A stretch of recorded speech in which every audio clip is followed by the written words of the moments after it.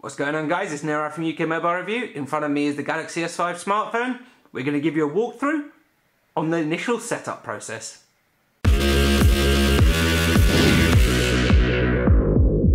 So to get started, let's turn it on. Now if the phone's like this, the power button is just there on the right hand side. Press and hold. Nice little vibrate, and as you can see it's got the powered by Android symbol, part of the new KitKat OS. It's a Galaxy S5. Now the initial setup is usually the longest. You saw the little O2 logo flash? Yep, we've got a retail one directly from O2. And we're at the initial setup stage. So the first options is choosing your language. So there's loads of language options available. We'll take you through an entire list of the language options in another video.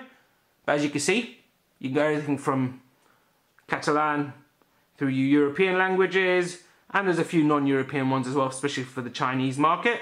There's also other languages available to download. We're going to choose the United Kingdom. You can also change your accessibility settings. This allows you to set different things for vision, hearing, dexterity and interaction example, answering any calls, single tap modes. So this allows you to tap instead of having to drag and drop and slide, if you will. And also import and export accessibility settings if you had them on another Android device or even a Samsung device. Let's go back because we're not going to be looking at the accessibility just yet. We'll do that in another video. Press the back key and now we go to start. It automatically updates the time and date according to our mobile network. We've already inserted the SIM card, so remember to check that video to see how to insert the SIM and the microSD. Ask you if you'd like to connect to Wi-Fi. In this case, we're not going to, but if you did want to, we're going to go for one that's secured. It'll prompt you for the password and show different advanced options such as your proxy settings, DHCP, gives you the security type and the signal strength. Let's go next. Ask you to confirm the user to agree to some terms and conditions, so you've got to agree to these by ticking that box. And then there's diagnostic and usage data. Now this isn't a massive requirement. You don't have to actually agree to the diagnostics part. What the diagnostic and usage data means, the phone can automatically provide Samsung with feedback and data such as Wi-Fi networks, all meant to be anonymous to help improve services, but we always go with no thanks. If we want to provide data, we'll provide it ourselves. Let's tap on next. Do you have a Google account? Now we do have a Google account, but we're not going to actually go through adding a Google account in now.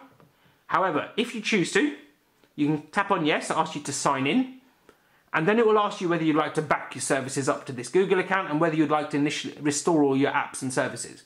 So if you are interested in doing a restore from what's saved on Google from another Android phone, this is where to enter your details. We're going to go back because we want to take you through the actual setup process, and if we enable the Google account and choose to restore, it will pass a lot of the other setup options.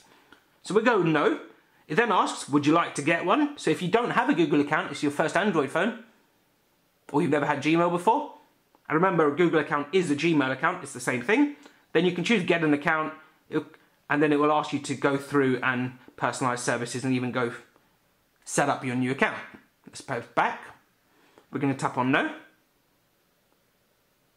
Now it asks you about Google in your location. Would you like to allow Google apps to estimate your location with Google's location services? Now this is stuff like Google Maps, etc. Would you like to get more relevant information when using Google Maps? Interesting point here, GPS and Google's location services may be accessed even when you're not using Google Apps. Quite interesting, this allows it to run in the background. And to improve location accuracy and for other purposes, Google's location service and other apps can scan for nearby Wi-Fi networks even when Wi-Fi is off. We'll turn that last option off, leave these two on for now, but you can just choose how them, and remember you can go into location in the settings menu at any time to change your preferences. We'll tap on next. Now it asks for a name. So in this case we're going to put my name. And this it personalizes some apps. We'll tap on next and then it says in progress. Would you like to sign in with a Samsung account? Now the Samsung account allows you to use Samsung services such as Samsung apps, back up your contacts, images and more, find your device. We can skip, but you can sign in or create an account straight away. So let's skip through that. Dropbox. Now it says get a 50 gig Dropbox account for 2 years. So if you don't have a Dropbox account, you create it. If you do, sign in. And an interesting note, if you have a Dropbox account and you've got, say, an old Samsung device, which, say, something like an S4 that gave you Dropbox free storage, you won't get more, unfortunately. So it's not 50 gig.